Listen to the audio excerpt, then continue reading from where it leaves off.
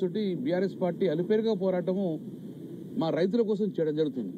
ముఖ్యంగా కేసీఆర్ గారు ఆ రోజు ఒకటే ఆలోచించారు, పరిగెత్తే నీళ్లను ఆపాలి, ఆపిన నీళ్లను భూమిలోకి ఇంకింపజే విధంగా చేయాలనే ఉద్దేశంతో కేసీఆర్ గారు ఆ రోజు కాళేశ్వరం జలాలు తీసుకురావడం, జలాలతో పాటు కూడా దగ్గర ఒక 27 చెక్ డ్యాంలు కట్టడం జరిగింది.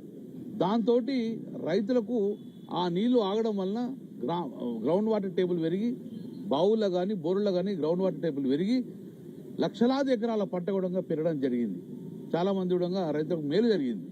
ఈ రోజు కూడా దాని మీద ఆధారపడ్డ రైతులు మొన్న మేము పోతే నీళ్ళని వెళ్ళిపోయినాయి, మా ఆధారం ఏది అని చెప్పి క్వశ్చన్ తీసుకున్నాం. సుమారు 7 నుంచి 9,000 ఎకరాలు కూడా సాగు చేసే అవకాశం ఉంది. కాబట్టి మా పరిస్థితి ఏంది అని చెప్పి అంటాను.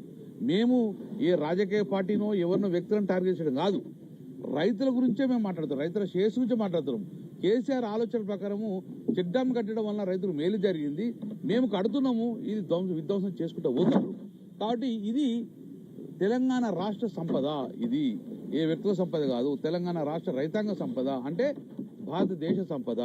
భారతదేశ సంపదను, రాష్ట్ర సంపదను విధ్వంసం చేసి పేల్చేస్తే ఇది పెద్ద నేరంగా పరిగణించాలని చెప్పేసి ఈ నేరం పరిగణించాలని చెప్పేసి ఇంతవరకు కూడా మనం ప్రెజర్ చేస్తున్నాము. కానీ ఎందుకో ఆలస్యం వహిస్తున్నారు.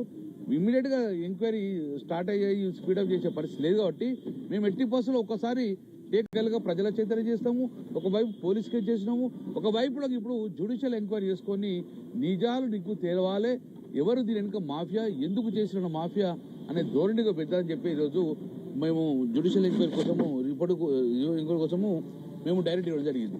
కొంతమంది అంటారు